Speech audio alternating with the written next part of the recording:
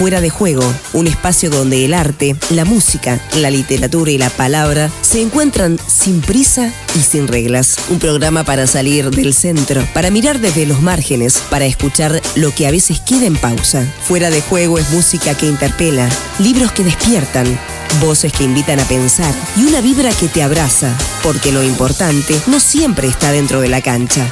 A veces lo más valioso pasa fuera de juego.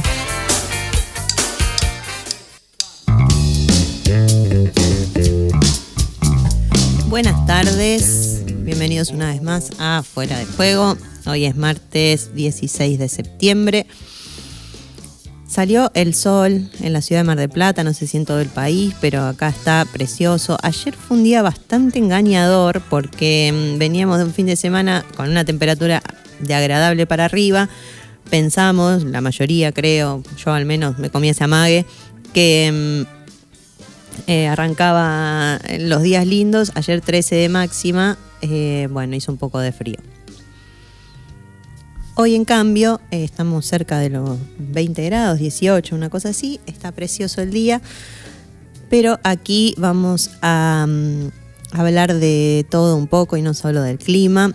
Tenemos un programa más o menos ecléctico. Tenemos una invitada en realidad que nos vamos a tratar un tema en profundidad, o por lo menos vamos a plantear la introducción a un tema que da para profundizar y mucho, que no es justamente un tema soleado, porque tiene que ver con los conflictos bélicos y con lo que está pasando en otros lugares del mundo, que no obstante, desde mi punto de vista, más allá de que está bueno estar informado y conocer lo que sucede alrededor del mundo, y también es una buena manera de tomar dimensión. A mí personalmente, por lo menos, me ayuda bastante a ubicarme en tiempo y espacio, ver qué es lo que está pasando en otras latitudes. Así que vamos a tener una entrevista en esa dirección más adelante. Traje un librito que no tiene nada que ver con eso para descomprimir al final. Vamos a dejar la lectura para el final, así no nos vamos tan cargados.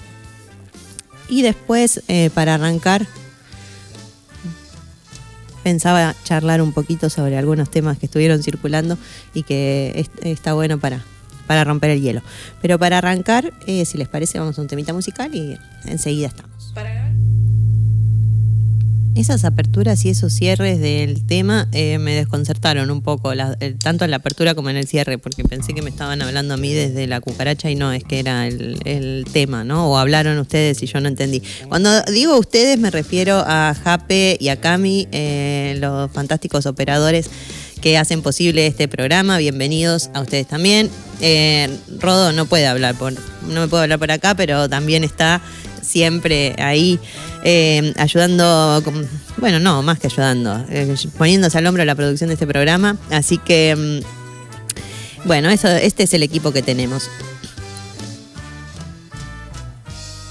Voy a arrancar con un tema de agenda, dije. Vi ayer a Cordera en el programa de Mario Pergolini y me generó muchísimas dudas. Acá se ríen en la producción porque nada que ver. Vamos a hablar, sí, ya sé lo que está pensando mi productor. Dice, estamos trabajando, haciendo un informe tremendo sobre Gaza, Israel, Estado de Israel, política internacional, mapas, videos, qué sé yo. Y vos me salís con Gustavo Cordera en Pergolini. Sí, tenés razón, Rodo, tenés razón.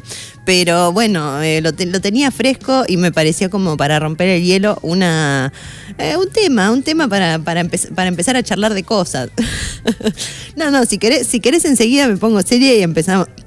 No, pero porque quiero dejar planteado un debate un tema abierto al público. Si hay alguien escuchando del otro lado y quiere participar, también se puede. Pidió disculpas públicas para cerrar el ciclo, Cordera. Estuvo unos 6 años cancelado. Voy a empezar un poco más atrás, voy a contar una anécdota, porque ya que estoy acá, arranco por el principio.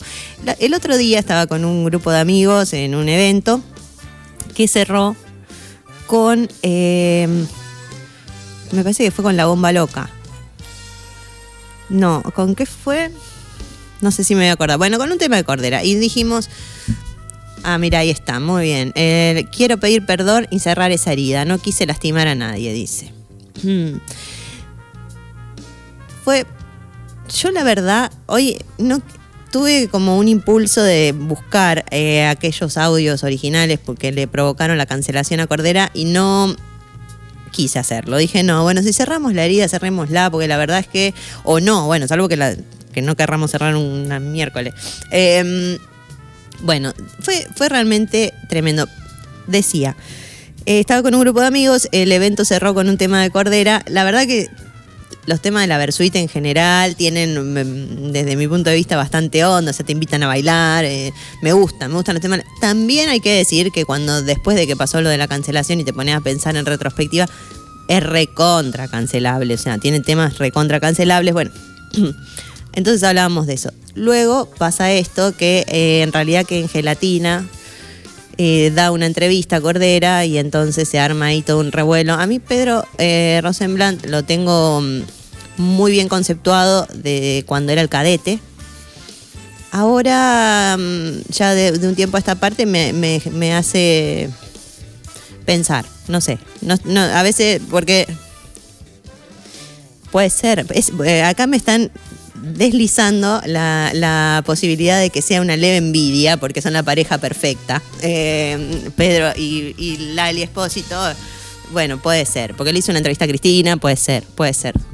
Motivos por los que, como sea, le hizo la entrevista, bueno, ahí estamos viendo en pantalla el apretón de manos de Pergolini y Cordera. Esto es a lo que quería ir.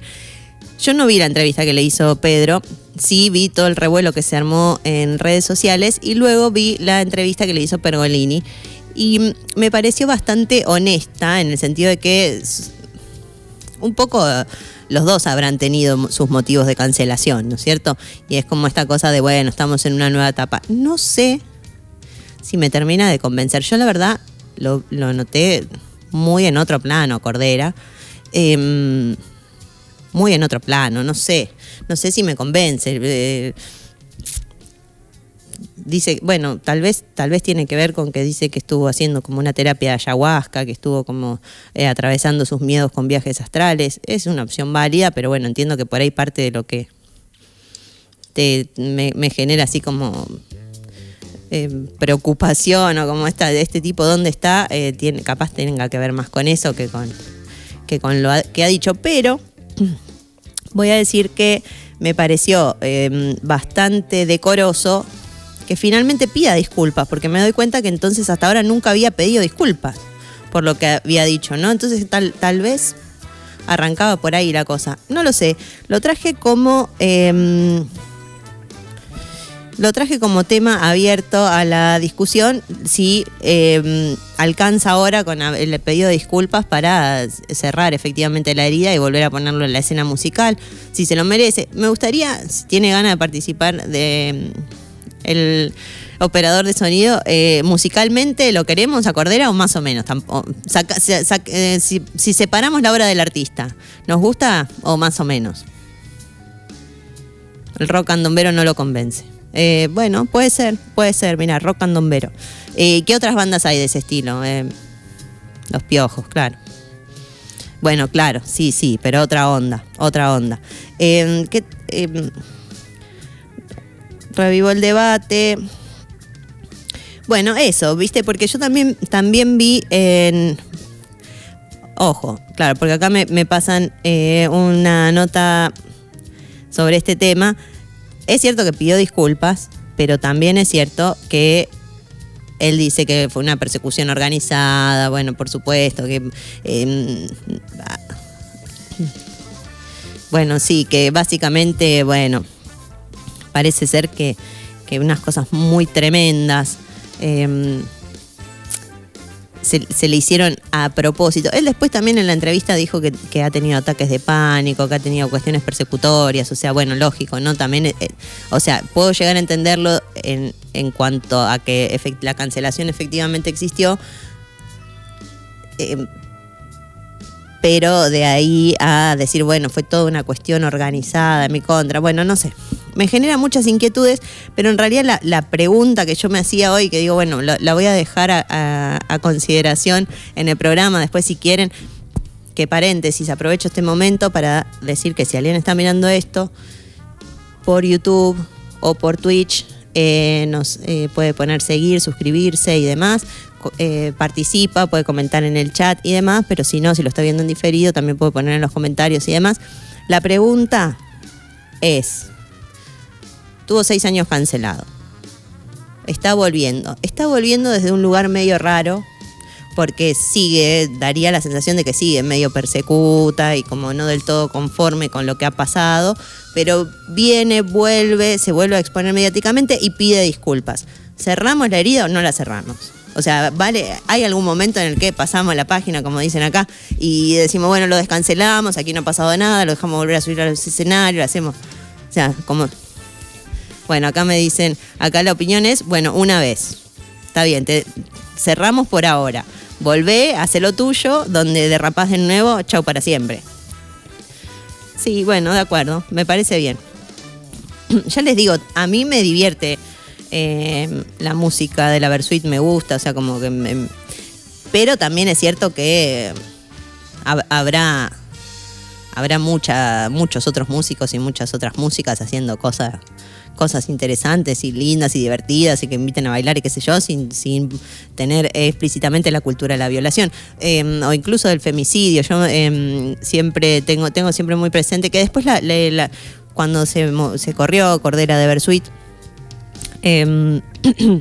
la modificaron la letra, pero la Argentinidad al Palo, que es una canción que está buena, o sea, me gusta, pero que tiene esa frase de ¿cómo es? Locati, Barreda, Monzón y Cordera también matan por amor. Bueno, si matamos no es amor, chicos. O sea, si pedís disculpas, espero que esas cosas hayan quedado claras. Me parece como que es lo más básico, desde el ABC. O sea, si matás no es amor. Bueno, nada, eso como tema de agenda. Voy a decir, y no voy a profundizar en este tema, porque por ahí estaría bien ir tendiendo a la introducción del tema serio y salir un poco de la pavada, pero que termine viendo a Cordera, o sea, qué destino que tenemos los argentinos, porque termino viendo a Cordera porque quería salir de la depresión que me dio la cadena nacional de ayer. Tal vez no debería decir esto en vivo, pero es que fue muy deprimente. Me pareció deprimente. Y dije, bueno, voy a ver algo que me levante un poco, a ver qué está haciendo Pergolini, y me pone a Cordera, ¿viste? El cancelado número 1. Bueno, no se puede vivir en la Argentina, pensé. Bueno, no importa, lo disfruté. Igual canté La Bomba Loca, bailé, qué sé yo, me fui a dormir y a otra cosa mariposa, pero me quedé reflexionando sobre esto. No sé, ya les digo, y aparte... para cerrar esto y ya nos ponemos serios, pero sí me pareció llamativo, más desde el lado de la comunicación, esta cuestión de, bueno, un streamero lo invita, le hace la entrevista, reaviva un poco el debate y lo lleva Pergolini a la televisión. Entiendo que hay algo ahí también de ese juego nuevo, ¿no? Que tiene que ver con los medios nuevos y los viejos, lo generacional. Me da la sensación, lo noté, qué sé yo, ¿no? O sea, invento, delirio total, pero parecía incómodo Pergolini en esa situación. O sea, se me ocurrió pensar que tal vez ha tenido su contradicción respecto al tema y tenerlo ahí era como quedar expuesto, ¿no? Que tal vez, bueno, ya les digo, no vi la entrevista de Pedro, pero... bueno, evidentemente el abordaje le ha costado el abordaje del tema. O por lo menos esa impresión me dio a mí, ¿no? Simple espectadora de la cuestión. Queda abierta la pregunta para poner en los comentarios, si quieren, si alguien está escuchando esto en algún momento. ¿Le aceptamos el pedido de disculpas a Cordera, sí o no? Votación. Ese era como mi apertura de tema de agenda del día. Habrá más, la verdad que también debo decir esto, ¿no? La agenda argentina está rara. O será que soy yo. Así que, bueno, pero me pareció importante ir tendiendo a rescatar todos los martes algún temita que estuvo circulando, como para que podamos también ubicarnos en tiempo y espacio. Dicho esto, voy a ir pasando levemente al otro tema. La entrevistada me dijo que está viniendo, así que ya en un ratito nos vamos a meter de lleno en otro tema que no tiene nada que ver con esto y que un poco como como dije al principio, me parece que si bien es una cuestión delicada, que tiene muchas aristas, que en realidad puede generar y genera, ¿no? Un poco de tristeza por saber que siguen pasando en el mundo cosas tremendas como guerras, hambrunas y demás. También ayuda, me parece, a tomar un poco de dimensión de tiempos y espacios, ¿no? Esto, pienso en Cordera, pensaba un poco ayer, justamente también en esa entrevista, como que a veces se les escapa, me parece, ¿no? A las personas que están en determinados niveles, ese completo desfasaje respecto de lo que está pasando un poco más abajo, ¿no es cierto? Como que sus problemas son, ni te digo de clase alta, es como digo, porque más allá de la clase, me parece que es como que están en otra frecuencia, ¿viste? Y el mundo pasa por otro lado, y está bueno también acordarse que el mundo pasa por otro lado y tomárselo en serio y leer en profundidad otros temas y demás, para poner en la balanza las cosas como corresponden. Muy fácil de decir, luego no siempre es fácil de hacer, pero hacemos el intento en este programa de abordar las cosas de distintos lugares. Si les parece, escuchamos una cancioncita y luego tenemos unos videos ahí como para ir entrando en tema antes de recibir a la entrevista.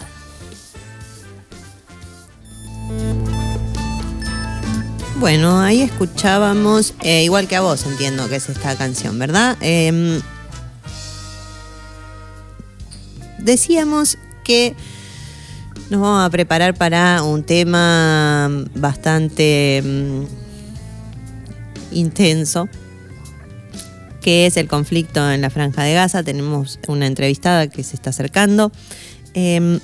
Voy a recordar, antes de meternos de lleno en el tema, porque si no después me lo voy a olvidar, las vías de comunicación, que son por WhatsApp 223-437-7506, en redes sociales como phantom.indier o el correo electrónico hola@phantom.net.ar.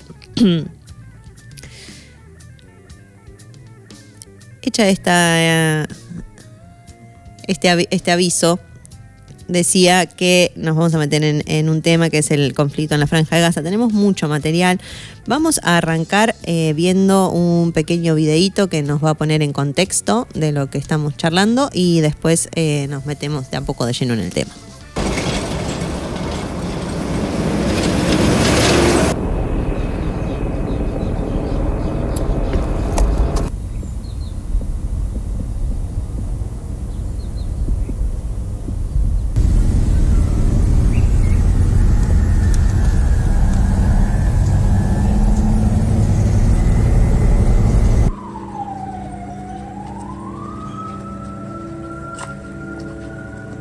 الليلة كان أحزمة نارية هان وكان صعب الوصول هنا. أخذنا العديد من الشهداء والإصابات، منها خطيرة ومنها طفيفة، لكن الوضع كان صعب جدا جدا وكان صعب الوصول للمكان. كان قذائف، كواد كابتر، صواريخ، طائرات استطلاع، طائر 16. كان الوضع سيء جدا جدا، حالات كثير كان موجود.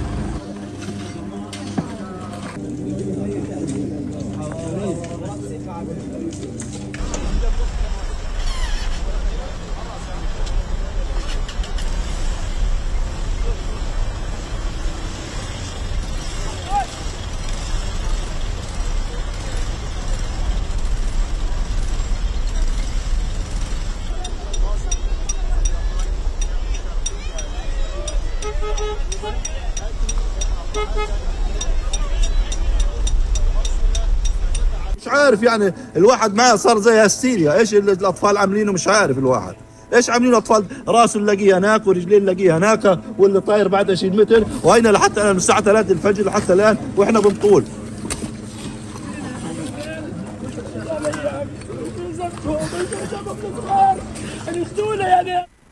Continúa la destrucción de Gaza. 20 edificios fueron destruidos y al menos 16 palestinos han muerto este lunes. Bombardeos que se suman a la falta de alimentos. Ya tengo suficiente hambre, sed y miedo. Cuando hicieron esto, me desplomé por completo. No puedo caminar. Al igual que Fátima, decenas de palestinos hoy continúan un interminable viaje de desplazamiento constante y las órdenes de evacuación de Israel y los ataques se multiplican. Rafik Gattas lleva horas caminando, huye de los bombardeos desde 2023. No dormimos en toda la noche y esto es todo lo que tengo. Me fui con esto. Hoy vine caminando desde las 6 en punto y aquí estoy, caminando rumbo a lo desconocido. Juro que no sabemos a dónde ir. Pide a los países árabes acciones, alguna medida, piedad. Somos un pueblo que está siendo exterminado. Aquí hay un genocidio en la franja. Miren a la gente. El Ministerio de Salud de Gaza afirmó que los israelíes estaban empujando a más personas hacia la ya superpoblada Al-Mawasi, que carece de servicios básicos, comida y agua. La relatora de la ONU sobre los territorios palestinos ocupados alertó que la cifra de muertos, que actualmente se acerca a los 65.000, podría ser subestimada. 65.000 es el número de palestinos supuestamente muertos, de los cuales más del 75% son mujeres y niños, pero de hecho deberíamos empezar a pensar en 680.000, porque es el número que algunos académicos y científicos afirman que es la verdadera cifra de muertos en Gaza. Albanese denunció que un genocidio está en curso y que no solo se trata de crímenes de Israel, sino de un crimen mundial, sustentado por el silencio y el suministro de fondos y armas. Al mismo momento, el secretario de Estado de Estados Unidos se reunía con Benjamin Netanyahu y le expresó. Ahí estábamos viendo un video introductorio de lo que pasa en aquel sector del globo. A mí una de las primeras cosas que se me viene a la mente cuando veo eso, veíamos las imágenes y decían, tantos edificios destruidos y cómo se caían a pedazos. Lo que se habrá costado construir ese edificio, ¿no es cierto? Y después que con cuánta liviandad desaparece de un momento al otro. Por motivos que realmente a mí en lo personal un poco... está... entrando, me parece, la entrevistada. Ella nos lo va a contar mejor. Pero, a mí en lo personal me resultan francamente incomprensibles los motivos que llevan a perdurar en un conflicto bélico a dos naciones con esas características, con esos niveles de crueldad, con tanto que se pierde en ese proceso. Podemos poner un separador y mientras o un tema y ubicamos a la entrevistada, así ya ella nos cuenta mejor de lo que estamos hablando.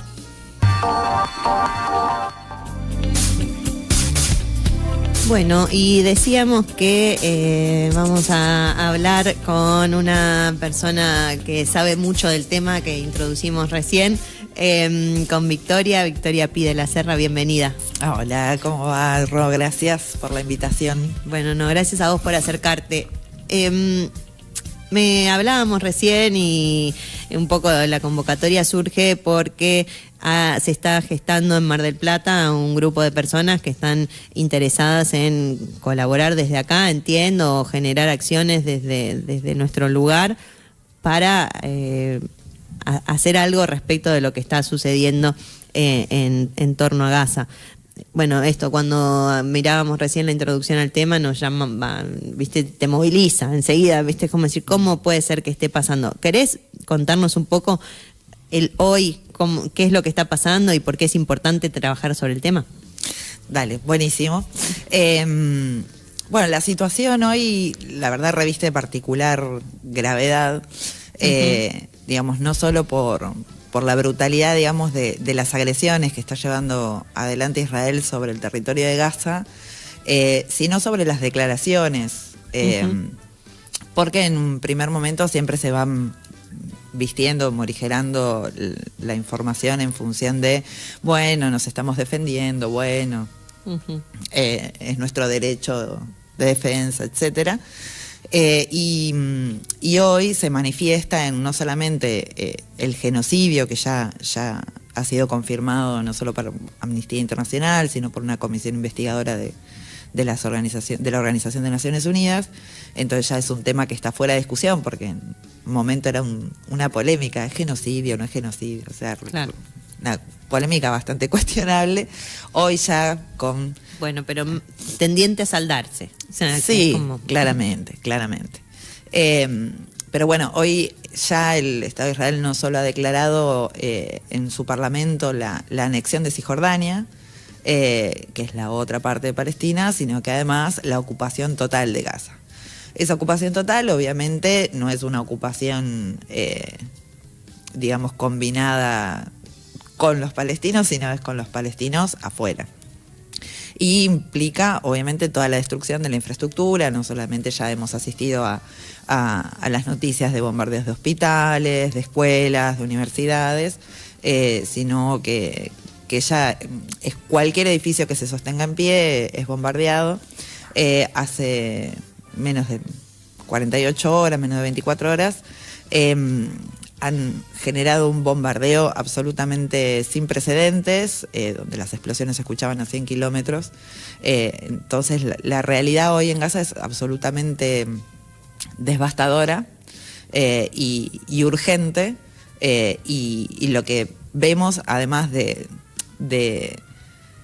que son, digamos, los pueblos, la sociedad civil la que se está expresando y la que está reclamando sobre esta cuestión, la comunidad internacional, a través de la 80ª Asamblea General de las Naciones Unidas, ha hecho declaraciones y reconocido el Estado palestino, pero de medidas concretas a la fecha absolutamente nada. Entonces, reviste una gravedad, la verdad, sin precedentes hoy la situación que está sucediendo allí en Gaza. Mira, se me vienen muchas cosas a la mente. Lo primero, esto, ¿no? Que decir, bueno, una explosiones sin precedentes, se escuchaban a 100 kilómetros a la redonda, esto, ¿no? ¿Cuánto habrá costado construir todo eso que en una detonación se viene abajo prácticamente porque sí? Entiendo que el porque sí es subjetivo y el que hace eso tendrá algún motivo. Yo te soy sincera, y hablábamos hoy temprano porque estábamos en torno a este tema y se escapa mi comprensión de forma consciente igual, ¿no? Es como que no me dan ganas de que eso entre en mi mente, claro, ¿no? Que es como, ¿por qué podés querer destruir a esos niveles? Pero no sé si hay, sí, hay algo para decir al respecto. En realidad sí, porque lo que genera, digamos, discutir esta cuestión, porque más allá del profundo dolor que genera lo que está sucediendo, sí hay que ser muy conscientes de que esto es un proyecto. Digamos, claro. Esto es un proyecto de expansión, de colonialismo en pleno siglo XXI, que lo que busca es apoderarse de territorio circundante, que además no es solamente Palestina, digamos, porque esto no es una cuestión palestina, esto es, la semana pasada Israel bombardeó la flotilla en Túnez, bombardeó Qatar, bombardeó el Líbano, bombardeó Siria, Cisjordania, Gaza, es decir, Yemen, digamos, esto no es un problema exclusivamente palestino, sino que es la agresión, digamos, y la virulencia afecta a toda la región en el sentido militar, digamos, ¿no? En el sentido de la violencia está presente en toda la región. Pero además es un proyecto de exterminio, es decir, las autoridades del Estado de Israel son las que dicen que hay que exterminar a los palestinos, que los niños no son inocentes, sino que son futuros terroristas, digamos, las mujeres deben ser asesinadas porque son las que dan a luz a esos niños, digamos, ¿no? Y esto, claro, es voz oficial, no es la voz de un loco marginal, sino que es la voz del secretario de Finanzas, del ministro de Seguridad, del primer ministro, digamos, ¿no? De hecho, esta decisión del Parlamento israelí de anexar Cisjordania a su territorio, digamos, ¿no? Que tan livianamente lo han hecho, es una decisión política que ha resultado votada en su mayoría. Claro, sí, el ABC de los crímenes de lesa humanidad, ¿no es cierto? Que es como, bueno, sí, como estas personas tienen otro rango distinto al mío y entonces es válido quitarlas del medio, va a cualquier costo. Exacto. Sí, es muy fuerte que eso suceda todavía en este siglo, ¿no? Porque parecería, y me hago completamente cargo de esta parte, ¿no? Que es como hoy en día tenemos acceso a la información de todo y como que tenemos esa sensación de que, bueno, de que estamos al tanto de todo lo que está pasando, y sin embargo, si no es porque decimos, bueno, vamos a sentarnos a charlar, sí, lo tenés como, bueno, un conflicto bélico que pasa en algún lugar, y es realmente grave, o sea, no es una cosa, no es una pavada, y sin embargo es como, o lo naturalizamos, o ni tenemos idea, o es algo que pasa muy lejos mío, y sin embargo es como, y bueno, pero ¿qué onda? ¿Vamos a permitirlo igual? O sea, como si nada. Bueno, la cuestión de la lejanía es una discusión también. Primero porque no es un conflicto bélico, digamos que no es una guerra, esto es un genocidio, es un ejército estatal contra población civil. Digamos, hay más de 20.000 niños muertos, hay más de 100.000 heridos, hay récord en amputaciones pediátricas en Gaza, esto hecho además sin anestesia, sin los insumos, ¿no? Niños que son operados poniéndoles clavos o amputándole miembros sin anestesia. Eso es lo que está sucediendo en Gaza ya hace mucho tiempo. Bueno, eso te iba a preguntar, perdón que te haga un alto ahí, pero ¿hace cuánto que está esta situación profundizándose? Porque hay una parte en la que pareciera que la naturalizamos tanto que es como siempre hubo conflicto, porque bueno, obviamente que es un conflicto que viene de arrastre de hace muchísimo tiempo, pero hay un punto en el que es decir, bueno, si estamos llegando a esos niveles de agresión, entonces, ¿cuánto pueden perdurar? No, y además, la cuestión también del conflicto histórico, digamos, también es parte de un relato, ¿no? Un relato para invisibilizar una agresión permanente. Obviamente que hoy estamos en una situación donde eso se ha recrudecido de una manera intolerable, ¿sí? Y por eso genera el impacto global que genera con manifestaciones en todo el mundo, en toda Latinoamérica, en Estados Unidos, en Europa, en Medio Oriente.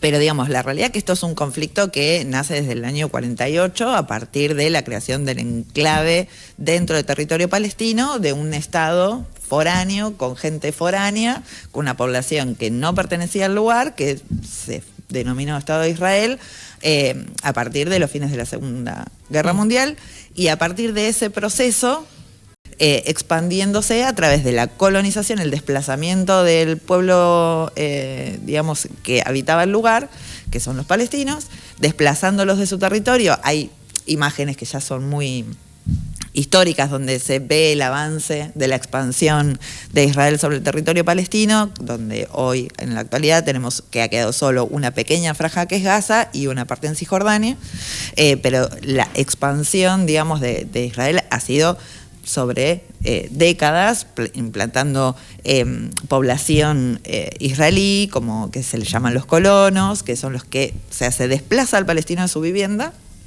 se los desplaza del territorio, se ocupa el territorio y los palestinos van quedando, digamos, o venían quedando como encerrados, digamos, en una cárcel a cielo abierto, básicamente. Claro, una especie de gueto. Exactamente, una especie de gueto. Pero a cielo abierto y las agresiones israelíes no son de hoy. No, digamos, claro. Las agresiones siempre han estado, porque la manera de poder desplazar a la gente de su casa, de su tierra y de su lugar es por la fuerza. Hoy tiene un recrudecimiento absolutamente desmedido, criminal y tremendo, pero digamos que no es una situación que nace el 7 de octubre del 23. Claro.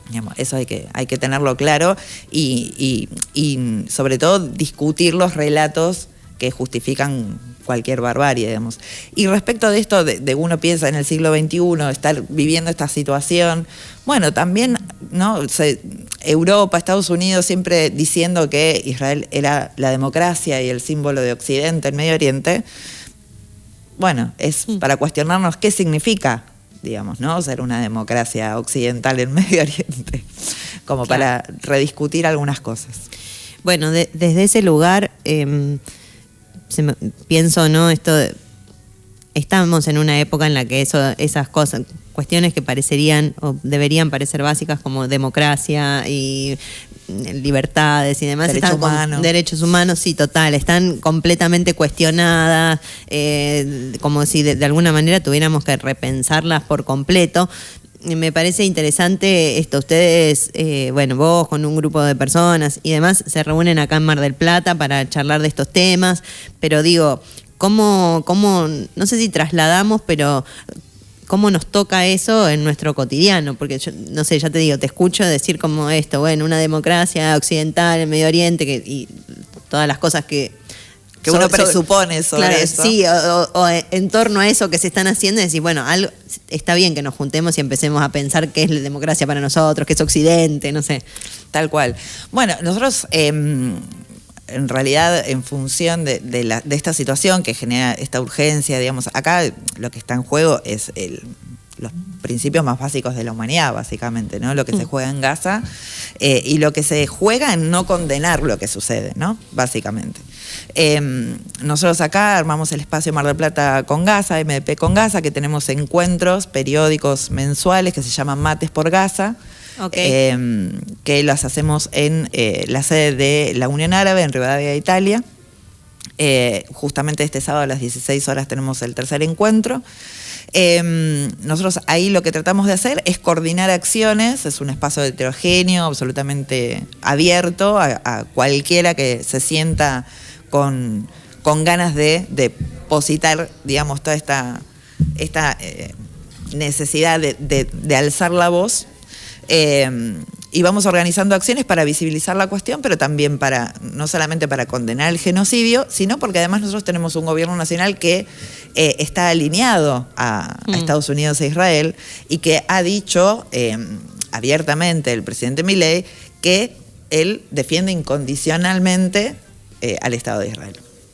Y esto nos trae a la Argentina no solamente por una cuestión de alineamiento político, sino porque han sucedido varias cosas también en la Argentina. Tenemos, por ejemplo, el procesamiento de Vanina Biasi por hablar y condenar el genocidio. Tenemos docentes que han sido sumariados, que han sido procesados o que han sido censurados por querer hablar del genocidio del pueblo palestino. Tenemos hace poco la Asociación de Filetadores Porteños que iban a hacer una muestra en el Palacio de la Libertad, el ex-SK. Bajaron la muestra porque no querían que hubiera contenido político. El contenido político era educación pública y genocidio en Gaza. Bueno, claro. Esa es parte del tema que tenemos ahora, que es eso, el Palacio de la Libertad, pero libertad no para decir estas cosas, libertad para decir otras. Es más, en un momento hasta habían habilitado a que estuvieran algunas muestras denunciando la cuestión educativa, pero no en Gaza. Es decir, Gaza estaba prohibido. Entonces, con muy buen criterio, con mucho coraje, la asociación decidió bajar la muestra y trasladarla a otro lugar. Después otra docente tenía un taller cultural que se llamaba Cómo crear después de Gaza, también se lo bajaron porque no quiso modificar el nombre, es decir, primero le pidieron modificar el nombre al no aceptar esto el gobierno porteño. Entonces, la realidad es que estamos ante una censura y un silenciamiento, una persecución. También ha sucedido en la FADU en UBA, donde han tenido problemas con la seguridad privada de la universidad por desplegar banderas palestinas, han tenido conflictos con el rectorado sobre esta cuestión. Entonces, pareciera como que algunas prácticas, digamos, ¿no?, se están implementando que tienen justamente la idea de censurar todo lo que tenga que ver con la crítica al Estado de Israel. Entonces, claramente en la Argentina tenemos un problema y además tenemos varios problemas que tienen que ver con lo político, con lo económico, con lo financiero, con una influencia en los medios, en el Poder Judicial y en la política del sionismo, básicamente, que lo que hace, digamos, es que nuestra sociedad argentina esté, digamos, imbuida de muchos de estos personajes. Hace poco en Rosario hubo un banderazo porque había soldados israelíes que iban a dar una charla Digamos, esas son las cosas que están sucediendo, o se siguen haciendo actos protocolares con representantes del Estado de Israel como si nada de esto estuviera sucediendo, y eso pasa en la Argentina. No sé si es tu tema, pero en esto de conversar, vos decías recién, bueno, esto en Argentina tenemos un gobierno nacional explícitamente alineado con Estados Unidos e Israel. Y por otro lado decís, bueno, hay un proyecto detrás de todo esto que está sucediendo en Gaza, que es, bueno, de expansión y de ocupación de territorios y demás.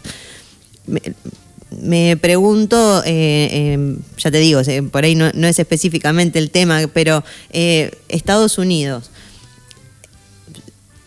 o sea, su beneficio con esto tiene que ver con el despliegue armamentístico, tiene que ver con que simplemente tiene como un vínculo preexistente, se dice más o menos neutral y no está full, porque ahora está encima Trump, o sea que también, o sea, ¿no?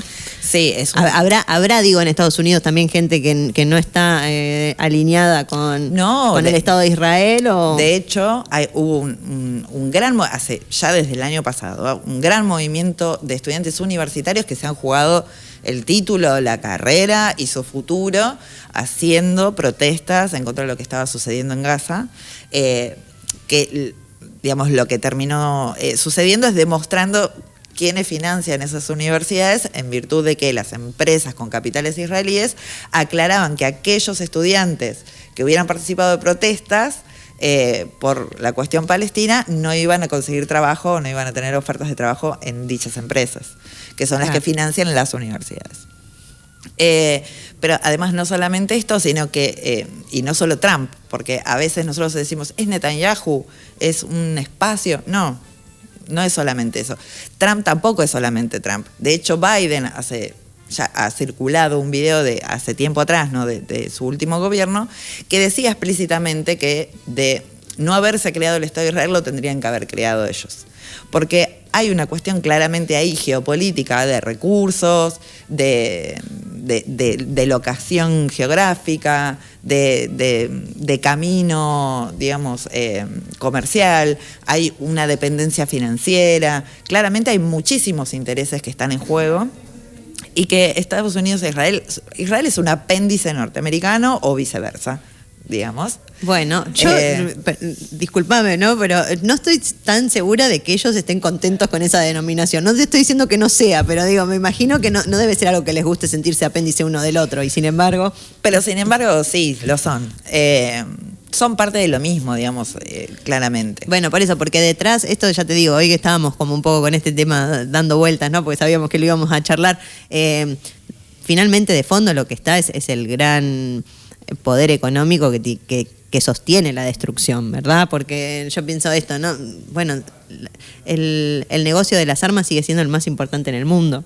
Sí, claro, pero no solamente eso, sino que entramos en un mundo donde la multipolaridad también, porque claramente Estados Unidos no es el Estados Unidos de los 90, y que en una multipolaridad necesitan, o sea, también generar condiciones para subsistir en sus espacios de poder. Y con esas medidas que toman, lo que hacen es llevarse puesto al que se oponga, y no, digamos, no hay no hay sensibilidad en ese contexto, no hay derecho humano, hay intereses. Hay intereses, es absolutamente psicópata todo el esquema, digamos, de manejo de situación. Y claramente Gaza lo que significa es que a quien resista lo que va a recibir es esto. Entonces también es una expresión de, bueno, claramente la resistencia palestina lo que genera, digamos, es, o atacar la resistencia palestina lo que genera es un disciplinamiento o un intento de disciplinamiento para aquellos pueblos que intentan resistir. Claro, sobre eso también me preguntaba, ¿no? Desde el otro lado, entre comillas, ¿cuáles serían las opciones si no fuera la resistencia, ¿no? Porque por otro lado, ¿cuál es el camino que dejás? Porque hay un punto en el que, a mi pesar incluso, ¿viste? Venís haciendo el desarrollo de la situación y como decís, bueno, ¿viste? Como que termina ese discurso, prende a nivel de decir, y bueno, pero ¿y para qué seguís ahí si te van a matar? ¿Por qué no te...? Bueno, pero ¿a dónde y por qué? ¿no? Es como decir, bueno, ¿cuáles son las opciones? Entonces las personas que estaban ahí, que están ahí, ¿qué tendrían que hacer? Decir, bueno, claro. No sé, ponerse una banderita que diga a partir de ahora soy Israel y callarse la boca, sería una de las opciones. Sí, que además, digamos, los palestinos que han quedado en Jerusalén, por ejemplo, son absolutamente discriminados, maltratados, son ciudadanos de segunda, digamos, dentro de Israel. Claro. Y de hecho los ven como animales. Se demuestra, digamos, en esto que los palestinos le han llamado los Juegos del Hambre, que donde entregan la poca ayuda humanitaria que entra, que en realidad terminan siendo trampas de muerte, porque convocan a la gente a buscar la poca comida que ingresa, y en ese contexto los balean, los bombardean. Es decir, o morís por una bala o morís de hambre, básicamente. O sea, el riesgo de ir a buscar un pedazo de pan para vos y para tu familia es morir en el camino. Claro, es que el nivel de crueldad ya es atroz, ya es tiene otro nivel de atrocidad. Pero... Exacto. Y una de las cuestiones también que hay que estar muy atentos es a que esta difusión a veces de ciertas imágenes no termine siendo la normalización de la crueldad, ¿no? Eso es una cuestión importante. Primero, para mí es importante verlo porque hay que dimensionarlo. La otra vez buscaba un dato como para decir cómo hacemos para que esto sea pedagógico, para que sea o palpable.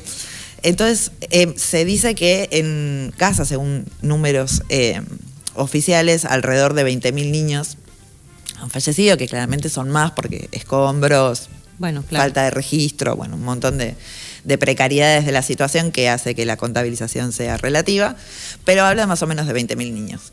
En General Pueyrredón tenemos 22.000 niños en jardín de infantes, digamos, ¿no? Claro. Entonces hay que como aprovechar, dimensionar de qué estamos hablando cuando hablamos de lo que sucede en Gaza. Para ponerlo también en contexto y hacerlo un poco carne, ¿no? Porque si nosotros no alzamos la voz ante estas situaciones, claramente estamos perdiendo la poca humanidad que nos queda. Desde ese lugar y por ahí, para ir para dejar planteadas algunas cosas que desde ya te digo que seguiremos trabajando porque bueno, hay muchísimo, pero tengo acá algunas cosas de el rol de la ONU en todo esto, ¿no? ¿Qué roles ocupan? Bueno, digo, pero no sé si es quiero decir lo siguiente, hay una institucionalidad internacional que se supone que existe para tomar medidas frente a estas situaciones. Evidentemente parecería ser que no está funcionando mucho, pero porque sigue, pero ¿por qué? ¿Qué es lo que pasa ahí? Podemos pensar que sí, que tal vez en algún momento decidan intervenir en serio, no sé, preguntas que me hago. ¿Cuál sería el momento, no? Sí. Bueno, pero entiendo que alguna cosa se habrá hecho. Bueno, dice que hacen promoción del cese del fuego, que hay foros. Sí. Bueno, por ahí parece como que no alcanzan a detener, porque también es... No, a ver, hay un montón de gente que tiene roles dentro de las Naciones Unidas, como la relatora albanesa, por ejemplo, que es una voz importante, Guterres también, que han hecho manifestaciones importantes, que vienen hablando y trabajando sobre este tema. A ver, yo no quiero reducir lo que ha sucedido el viernes en la Asamblea, digamos que es el reconocimiento del Estado palestino, algo que se venía buscando por algunos sectores, pero no hay que pecar de inocentes, digamos. Nosotros estamos en un contexto sin precedentes en este momento particular. Y en este momento particular, si vos lees la resolución, tiene muchas declaraciones, es decir, el Consejo de Seguridad de la ONU no ha decidido nada, no se han decidido enviar fuerzas, no se ha decidido garantizar el acceso a ayuda humanitaria, es decir, lo que se pide es que Israel deje de o permita tal cosa, pero no hay una sanción, o sea, dicen vamos a trabajar en sanciones. Claro. Dicen, Israel debería hacer tal cosa. Los únicos que están limitados a través de esta resolución son los propios palestinos. A quienes más condiciones se le pone es a los palestinos. Entonces, ¿cómo podemos pensar que la comunidad internacional ¿qué rol está jugando? Uno de absoluta tibieza, ¿no? Porque claramente que hay muchos intereses en juego. Claramente hay un aislamiento cada vez mayor de Israel porque obviamente hay muchísimos países que ya no quieren ser parte, digamos, del silencio. Es decir, tienen la necesidad de al menos manifestarse. Ahora, que eso se traduzca en medidas concretas, ese es otro cantar. Yo creo que se va a ir profundizando, pero viene como muy, muy a destiempo, viene muy flojito, digamos, para el contexto en el que se tienen que desarrollar. Claro, y además todo parecería indicar, yo ya te digo, desde un rol de espectadora muy... No profundamente informada, pero todo parecería indicar que a medida que ciertas cuestiones internacionales tienden a querer frenar un poco lo que está pasando, se recrudece, ¿no? Claro, porque la respuesta al viernes... así que vos me decís no sé qué, bueno, voy, bombardeo más, hago peor, y es como, bueno, voy por todo. Exacto. Porque me está... Bueno, claro, muy difícil. La respuesta de Israel fue recrudecer la agresión a esa declaración. No solamente condenarla, sino que además fue recrudecer. Y la Argentina votó en contra de esa resolución. Entonces, digamos, volvemos, ¿no? a la conexión argentina. Pero lo que sí es muy interesante, que nos da esperanza, porque también hay que hablar de lo que hace la gente. Por ejemplo, no solamente hay un montón de gente con visibilidad, actores, actrices, gente de la cultura, de distintos ámbitos, que sale a alzar la voz mucho más fuerte últimamente, que eso ayuda porque visibiliza a un montón de gente que no tiene ni idea y es súper importante. Pero además hay mucha movilización en Europa, mucha movilización en Latinoamérica. Acá en la Argentina hay un montón de movilización, hay un montón de organizaciones y un montón de colectivos de gente que está haciendo cosas por este tema. Hubo una marcha el 30 de agosto muy grande en Buenos Aires que no salió en absolutamente ningún medio, solo es visible por redes sociales. Nosotros venimos trabajando acá y tratando de visibilizar la cuestión y de sumar esfuerzos. Seguramente mañana vamos a estar acompañando la Marcha Federal Universitaria. Digamos, pero hay mucha movida popular, digamos. O sea, son los pueblos los que están exigiendo la expresión. Y cuando un Estado acompaña, como por ejemplo el español, sucede lo que sucedió en la Vuelta de España, en esta actividad deportiva ciclista que se hace, que participaba el equipo israelí. Ante esa participación, lo que hizo la gente en España, a través de miles de personas que asistieron, fueron deteniendo la carrera y no permitiendo que se haga el acto final de podio y, digamos, de premiación. Con lo cual, lo que se viene diciendo, sobre todo en redes, es que la Vuelta de España la ganó Palestina, justamente en rechazo a que se habilite la participación. Recordemos lo que pasó con Ucrania y con Rusia, cómo sacaban a Rusia de absolutamente cualquier evento internacional. No pasa lo mismo con Israel. Entonces la Vuelta de España fue un poco la expresión de eso, y eso también es posible porque hay un Estado, como es el español, que acompaña ese tipo de medidas. Para nosotros acá es un poquito más complicado, pero no menos urgente. Sí, bueno, esto en particular me parece que simbólicamente funciona muy bien, ¿no? Esto de decir, bueno, ir como trabando la carrera, ¿no? Y visibilizando. Sí leía el tema de la, adhesión explícita de España, ¿no? Al reconocimiento de Palestina y demás.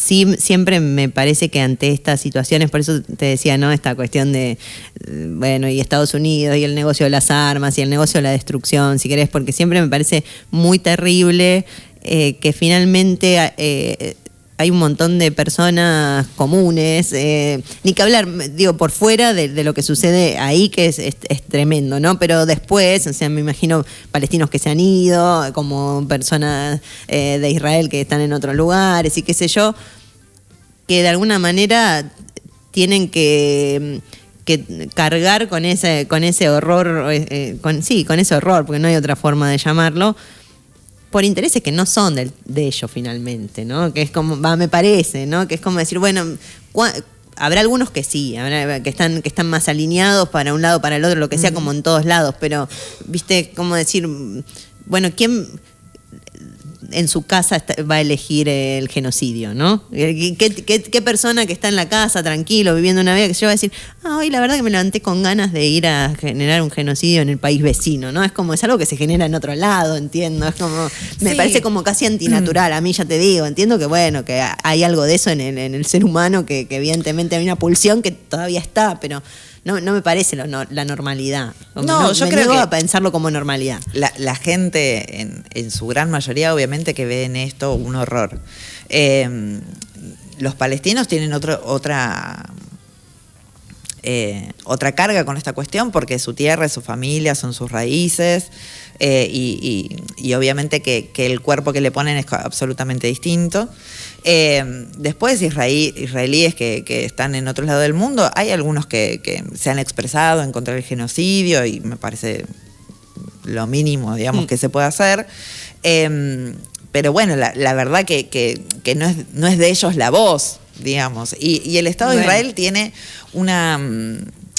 yo no sé si lo han visto, pero hay videos, se pueden buscar. Cuando se bombardea Palestina, la sociedad israelí, o sea, ciudadanos en Tel Aviv, se juntaban en barquitos a hacer una fiesta y celebrar y decir, bueno, allá me lo voy a tomar yo, o allá me voy a ir a vivir yo, ¿no? Hablando de Palestina, ¿no? Claro. Entonces, hay una formación también y un adoctrinamiento a la sociedad civil israelí que hace también que esto se pueda sostener. Hoy, obviamente, hay mayores movilizaciones, mayores resquebrajamientos internos, digamos, ¿no? Porque también, obviamente, los reservistas ya no quieren ir, los militares ya no quieren ir, digamos, están teniendo una crisis interna muy grande, pero vuelvo a decir, esto no es Netanyahu en particular. No, digamos, claro. ¿no? Esto es una sociedad que tiene una formación determinada y esto no nació el 7 de octubre, estos son décadas de ocupación, de expansión colonialista por la vía de la fuerza, digamos, ¿no? Y eso es lo que viene padeciendo el pueblo palestino y viene resistiendo bastante dignamente hace muchos años.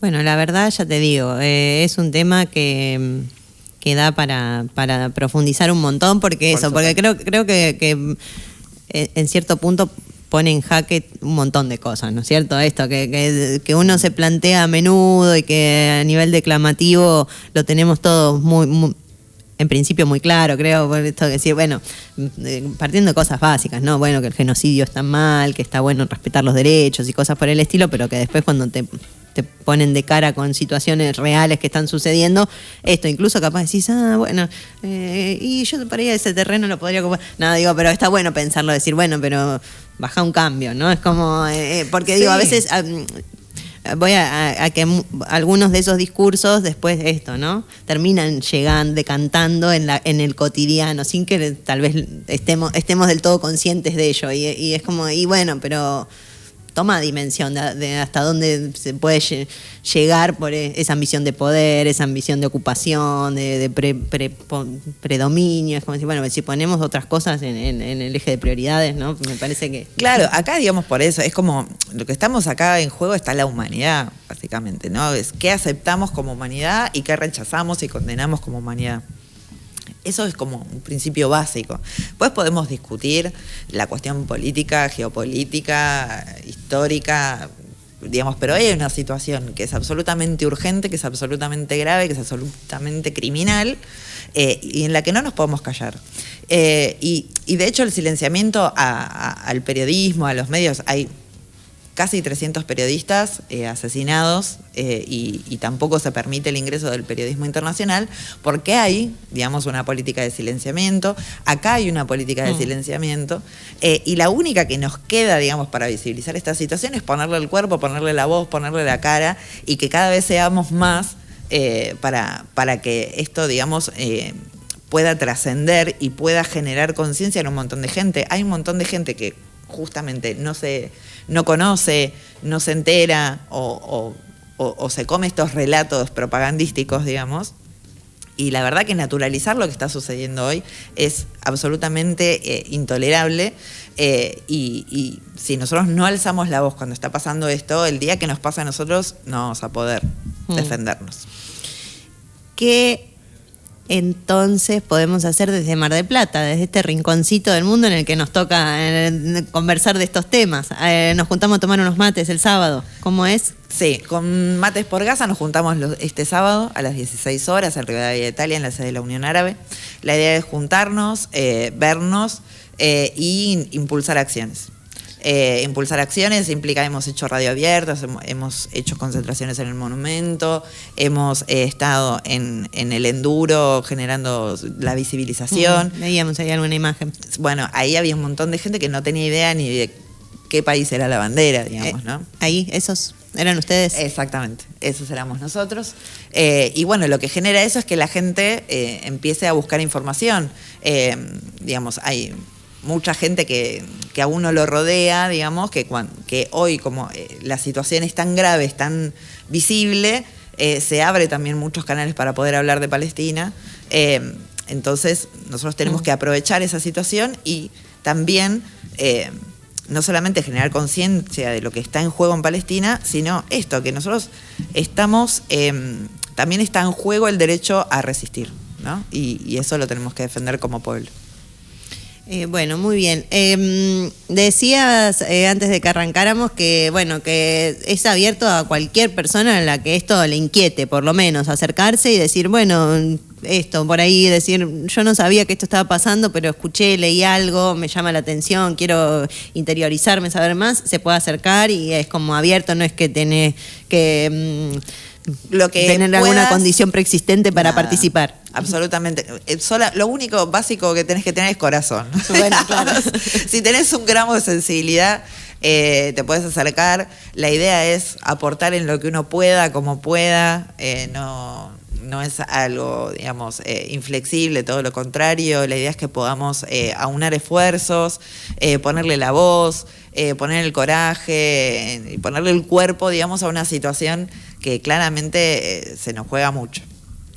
Bueno, hecha la invitación, Mar del Plata se reúne por Gaza, en principio este sábado y después, bueno, lo que vaya surgiendo.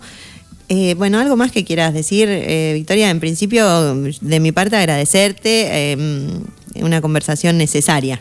Porque esto que te digo, a mí personalmente me pasa que escucho, leo, qué sé yo, y sin embargo cuesta interiorizarse y de repente es como que cuando empezás decís, no, bueno, es importante no dejarlo pasar. Así que gracias, muy agradecida por el rato que te tomaste. Gracias a vos por la invitación. Digamos, hay que buscar, hay mucha información hoy circulando, gracias a Dios, digamos, en redes que no tiene que ver con lo mediático, donde hay mayor información. Lo que está sucediendo con la Flotilla de la Libertad es un tema muy importante, no solo por la repercusión global que tiene, sino porque además han sido agredidas 2 embarcaciones mediante drones y proyectiles israelíes, sino porque además se está amplificando, cada vez están yendo más barcos acercándose a colaborar con la flotilla para generar el acceso a la ayuda humanitaria en Gaza. Y todas esas acciones nos sirven para visibilizar y para generar mayor presión. Esto que hace la comunidad internacional, que es insuficiente, que es tibio y que es tardío, digamos, que viene como muy atrás de la necesidad, también es algo que se genera a través de estas acciones, ¿no? Es la gente la que va empujando la agenda, y bueno, nosotros tenemos que ser parte de eso. Realmente Gaza nos necesita, Gaza somos todos, claramente. Y bueno, nosotros en la Argentina hoy estamos en un contexto donde entendemos un poquito más sobre crueldad, censura, ¿no? Entonces está bueno, digamos, que generemos conciencia, que Gaza, la otra vez leía una frase que me gustó mucho que decía, no nos aleja la distancia sino la indiferencia. Bien, de acuerdo. Sí, y aparte de esto, ¿no? Me parece que en general, ¿no? En tiempos difíciles, lo primero es ir generando otra cosa, ¿no? Que es como, bueno, cuando el sentido común está yendo para un lugar, el lugar de la crueldad, el lugar del dolor, bueno, la primera respuesta tiene que ser empezar a construir desde otro lugar. Después, hasta dónde llega eso no lo sabemos, pero sí sabemos que por ahí se construye. Digamos, hay que dormir tranquilo en que le pusimos todo para que así sea. Bueno, Victoria, muchas gracias por venir y Gracias seguimos a en vos. contacto. Vamos a seguir trabajando sobre el tema. Cuando quieras. Vamos a una pausa. Bueno, intensa la entrevista. Me quedo pensando, me voy a quedar remanija ahora cuando vuelvo a mi casa leyendo cosas. Tengo ahí un montón de bibliografía sobre el tema para ir profundizando.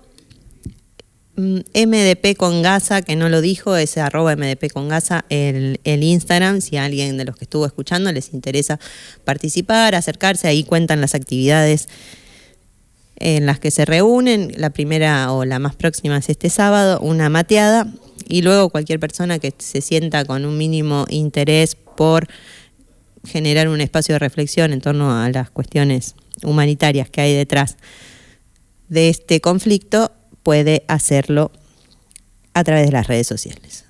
Yo, como siempre, traje una lectura que va recontra por otro lado, más o menos, en realidad va recontra por otro lado, pero es de un semiólogo. A mí me parece que esto que estábamos hablando, más allá de lo particular y de lo tremendo de lo que significa un conflicto de estas características, con todas las pérdidas. Bueno, hay un componente semántico, ¿no? que permite que estas cosas sucedan, porque si no lo hubiere, no sucederían, ¿no? Yo me disculpan, soy una militante de la comunicación y para mí todo arranca con el discurso, con la palabra. Sin palabra no habría nada. Esa es mi forma de verlo. Pero para ir saliendo un poco de la zona más oscura y llevar esto que estoy diciendo a un plano un poco más alegre, traje para leer fragmentos de un discurso amoroso, que ahí estamos viendo la tapa del gran Roland Barthes, un semiólogo, uno de los padres quizá de la comunicación, de la teoría de la comunicación, ¿no es cierto?, de los estudios en profundidad vinculados con la semiología justamente. Tiene además de este texto que es fantástico y en el que ahora vamos a entrar, tiene un texto fundacional en este sentido del análisis de la comunicación, que es Mitologías, y que desde mi punto de vista ayuda a entender bastante bien esto que decimos, ¿no? De cómo una cuestión en apariencia evidente, o sea, cuyo significado es a priori claro, cómo a veces se generan procesos en los que ese significado se vacía y se carga de un significado nuevo distinto del original. Eso es lo que el Barthes denomina mito, y que admite, ¿no?, este tipo de situaciones en las que quizá podemos resignificar. Se habla mucho ahora, ¿no?, de resignificar cuestiones desde puntos de vista completamente distintos a los originales. Es un libro, diría, imprescindible. La verdad que lo de Barthes es de una lucidez extraordinaria. Tiene también La cámara lúcida, que es un texto sobre fotografía, también muy importante, si se quiere, para pensar la comunicación, un textazo.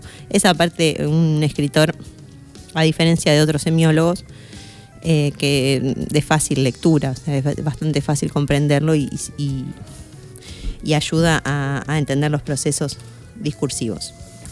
En este caso traje, para irnos con algo un poco más liviano dependiendo de cómo se lo vea, ¿no? Porque yo no sé si hay algo de liviandad en el amor, pero el texto Fragmentos de un discurso amoroso donde recopila cuestiones vinculadas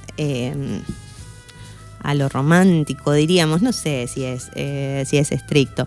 Dice, Fragmentos de un discurso amoroso es un libro sobre el amor, sobre la trivialidad y a la vez sobre la radicalidad del amor. En palabras de Roland Barthes, este libro se vuelve necesario porque el discurso amoroso es hoy de una extrema soledad. Es un discurso tal vez hablado por miles de personas, quién lo sabe, pero al que nadie sostiene. Está completamente abandonado por los lenguajes circundantes, o ignorado, o despreciado, o escarnecido por ellos. Asfixiados detrás del erotismo, la sexualidad, la pornografía, la publicidad, el cuidado del cuerpo y el consumo mediático. La decisión de Barthes de ocuparse del amor adquiere en este contexto un carácter subversivo. Estuvo publicado originalmente en 1977 y, como se puede ya empezar a percibir, tiene bastante actualidad. Esto de decir, bueno, ¿por qué no pensamos este sentimiento tan particular y tan humano como el amor desde un lugar de cierta profundidad? Dice, dice, ¿cómo está hecho este libro? Todo partió de este principio. No se debía reducir lo amoroso a un simple sujeto sintomático, sino más bien hacer entender lo que hay en su voz inactual, es decir, de intratable. De ahí la elección de un método dramático entre comillas, que renuncia a los ejemplos y descansa sobre la sola acción de un lenguaje primero y no de un metalenguaje. Se ha sustituido, pues, la descripción del discurso amoroso por su simulación y se le ha restituido a este discurso su persona fundamental, que es el yo, de manera de poner en escena una enunciación, no un análisis. Es un retrato, si se quiere, lo aquí propuesto. Pero este retrato no es psicológico, es estructural. Da a leer un lugar de palabra, el lugar de alguien que habla en sí mismo amorosamente frente a otro, el objeto amado que no habla. Básicamente el libro tiene una serie de títulos como disparadores y sobre esos títulos, eso, como una suerte de conversación en torno a lo amoroso. Acá dice, en términos lingüísticos se diría que las figuras son distribucionales, pero que no son integrativas. Permanecen siempre en el mismo nivel. El enamorado habla por paquetes de frases, pero no integra esas frases en un nivel superior, en una obra. Es un discurso horizontal. Ninguna trascendencia, ninguna salvación, ninguna novela, por mucho de novelesco. Todo episodio amoroso puede estar, por cierto, dotado de un sentido. Nace, se desarrolla y muere. Sigue un camino que siempre es posible interpretar según una causalidad o una finalidad, o moralizar incluso si es preciso. Estaba loco, estoy curado. El amor es un señuelo del que será necesario desconfiar en adelante, etc. Ahí está la historia del amor, esclava del gran otro narrativo, de la opinión general que desprecia toda fuerza excesiva y quiere que el sujeto reduzca por sí mismo el gran resplandor imaginario que lo atraviesa sin orden y sin fin a una crisis dolorosa, mórbida, de la que es necesario curarse. Nace, crece, hace sufrir, pasa, exactamente como una enfermedad hipocrática. La historia de amor, la aventura, es el tributo que el enamorado debe pagar al mundo para reconciliarse con él. Muy distinto es el discurso, el soliloquio, el aparte que acompaña a esta historia sin jamás conocerla. Es principio mismo de este discurso y el texto que lo representa que sus figuras no puedan alinearse, ordenarse, progresar, concurrir a un fin, a un propósito preestablecido. No hay en él primeras ni últimas. Para dar a entender que no se trataba aquí de una historia de amor o de la historia de un amor, para desalentar la tentación del sentido, era necesario elegir una orden absolutamente insignificante. Se ha sometido, pues, la sucesión de las figuras, inevitable, puesto que el libro está obligado estatutariamente a la progresión, a dos arbitrariedades conjugadas, la de la designación y la del alfabeto. Sin embargo, cada una de estas arbitrariedades se atempera. Una por la razón semántica, entre todos los nombres del diccionario, una figura no puede recibir más que 2 o 3. Otra por la convención milenaria que norma el orden de nuestro alfabeto. Se han evitado igualmente las artimañas del azar puro, que bien habría podido producir secuencias lógicas, puesto que no se debe, dice un matemático, subestimar el poder del azar de engendrar monstruos. El monstruo en este caso habría sido, surgiendo de un cierto orden de las figuras, una filosofía del amor, ahí donde no se debe esperar más que su afirmación. Bueno, así este muchacho semiólogo habla del libro. Yo no sé si lo tengo con bastantes señalizaciones, porque es este tipo de libros, es medio como pretende ser una especie de diccionario del amor. No sé si diccionario justamente por el orden, ¿no? Por el orden alfabético. En realidad es medio difícil de describir. Simplemente tiene como, quizá, si te pones medio como en anti-bartesiano, es aforístico el libro. O sea, es como simplemente tira cosas en torno a un tema. Y sin embargo está muy bien porque, como habrán percibido con la introducción, es un tipo que estaba como muy obsesionado con el lenguaje, entonces por supuesto que ha sabido escribir un libro.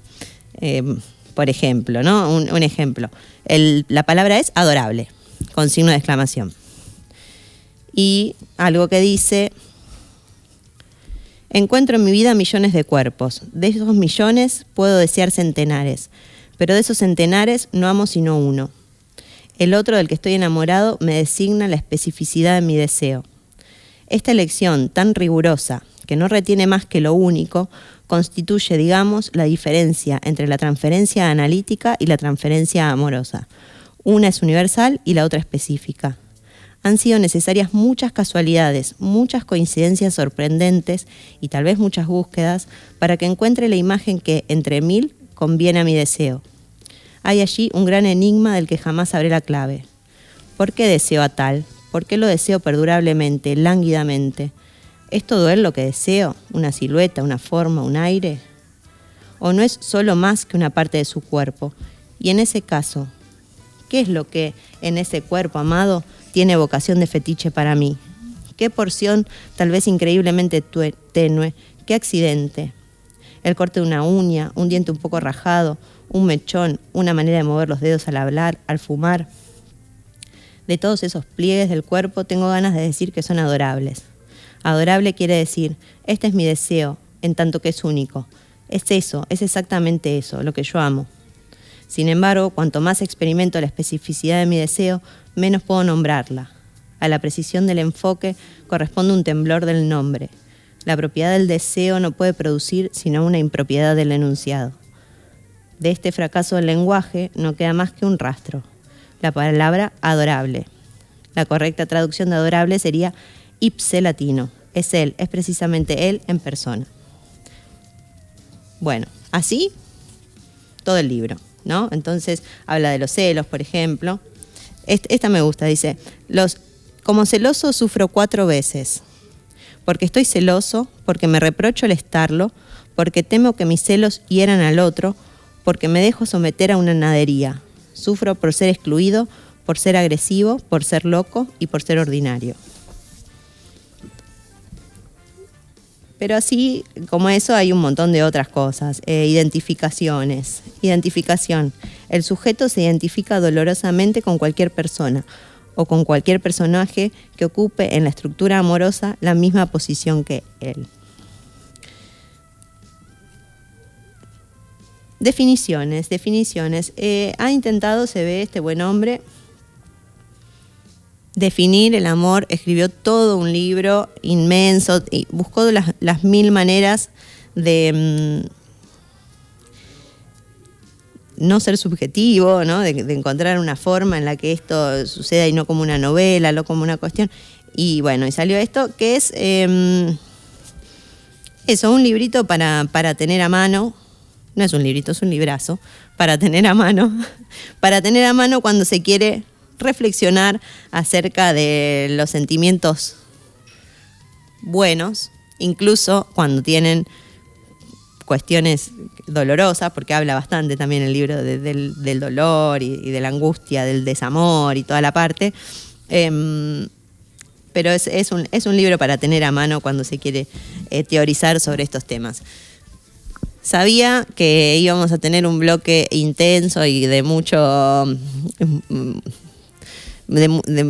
hablar de tragedias y cosas durísimas, entonces me parecía válido traerlo a Bartés y a los fragmentos de un discurso amoroso de nuevo, ¿no?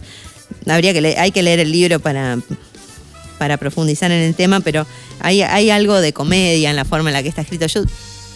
Bueno, también hay un gaje del oficio, ¿no? Porque a mí me gusta la semiología, es como, para mí ahí está todo, entonces lo leo y me causa hasta gracia la forma en la que plantea las cosas desde el puro lenguaje, como si eso fuera posible. Bueno, me parecía una linda forma de ir cerrando el programa. Yo incluso diría que yo había puesto un tema para antes de la despedida, pero lo podemos poner después, ¿no es cierto? Y podemos empezar a despedirnos de un programa que fue particular, pero un poco es así fuera de juego. Se trata de eso, de dejarnos atrapar por las particularidades y ver qué sale. Así que, Cami, gracias Jape, gracias Rodo, gracias a los que colaboraron con la producción a la distancia. Esto es Fuera de Juego, va los martes a partir de las 18 horas y así nos vamos.